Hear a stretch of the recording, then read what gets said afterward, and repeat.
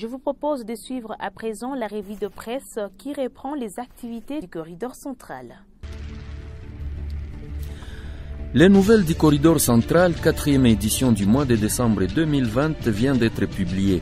À la une de cette livraison, vous lirez un article sur la tenue de la 13e réunion annuelle des parties prenantes du 16 au 18 novembre 2020.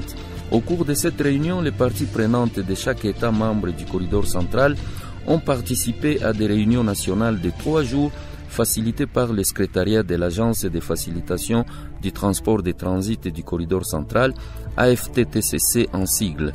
Ces États sont le Burundi, l'Ouganda, la République démocratique du Congo, le Rwanda et la Tanzanie. Ensuite, le 19 novembre 2020, il y a eu la réunion plénière virtuelle au cours de laquelle chaque État membre a présenté les recommandations de sa réunion. Ce numéro vous présente aussi le résumé du rapport des performances semestrielles de l'Observatoire des transports de janvier à juin 2020. Un rapport qui s'articule sur 4 indicateurs clés, à savoir les volumes de transactions, les coûts et les tarifs des transports, l'efficacité et la productivité, les temps de transit et les retards. Un tableau reprenant les différences de performance entre 2020 et 2019 est aussi publié dans ce numéro des nouvelles du corridor central. Et il n'y a pas que ça.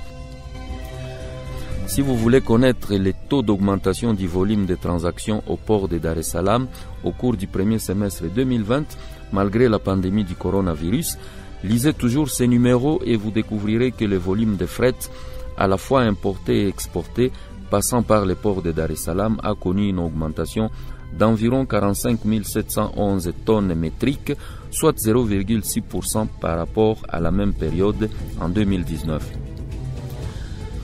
D'autre part, les tarifs et les coûts de transport par destination sont restés constants et une diminution de 13,4% du temps de séjour en transit au port de Dar es Salaam a été observée. Par contre, le temps de séjour pour les fret containerisé local a augmenté de 25% entre janvier et juin 2020. Les nouvelles du corridor central, dans sa 4e édition de décembre 2020, publient aussi des articles concernant les indicateurs maritimes sur le lac Victoria, l'enquête annuelle menée par l'AFTTCC le long du corridor central en Tanzanie, etc.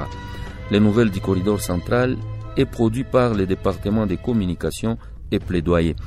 Vous pouvez aussi le lire sur le site web www.centralcorridor-ttfa.org.